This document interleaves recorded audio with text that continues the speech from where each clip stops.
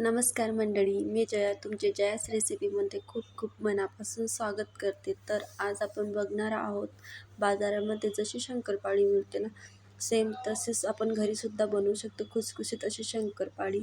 चला तर मग आपण सुरुवात करूया. या ठिकाणी मी 4 कप मैदा घेतलेला आहे आणि त्याच मापाने 1 कप पिठी साखर घेणार आहे आणि तोच कप यूज करते मी. तर त्याच कपाने अर्धा कप दूध आणि अर्धा कप तूप हे मी कडकडून तापवून घेतलेलं आहे तूप, आणि त्याचमध्ये आपण पिठी साखर मिक्स करणार आहोत.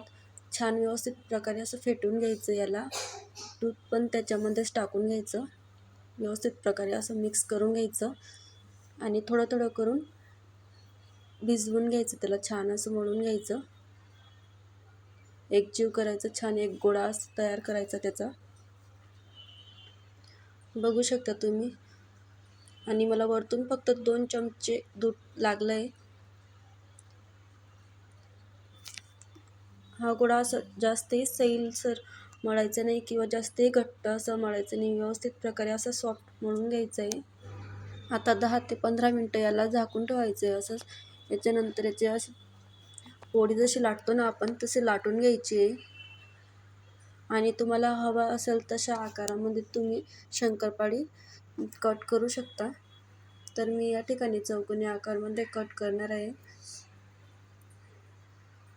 तुम्ही जर का या पद्धतीने जर का केली ना शंकरपाळी, तर अगदी बाजारात मिळते तशीच खुसखुशीत होणार आहे. प्रमाण अशा प्रकारे योग्य वापरायचं.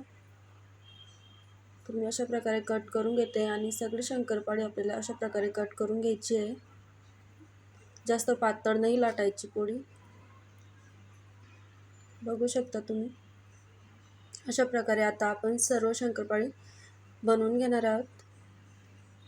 सर्व शंकरपाळी बनवून झालेली आता आपण ही तळून घेऊ. तर गॅसची फ्लेम ही नेहमी मीडियम टू लो अशाच प्रकारे ठेवायची, हाय ठेवायची नाही आहे. अशा प्रकारे सर्व शंकरपाळी थोडं थोडं करून आपल्याला तळून घ्यायची आहे. जर का तुम्ही सबस्क्राईब केलं नसेल अजून, तर सबस्क्राईब करा, लाईक करा आणि शेअर करा.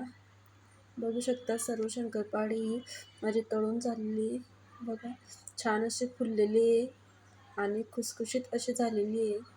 अगदी बाजारात मिळते ना, सेम तशीच झाली आहे. चला तर मग बाय बाय, पुन्हा भेटू अशाच नवीन रेसिपीसोबत. तोपर्यंत बाय बाय.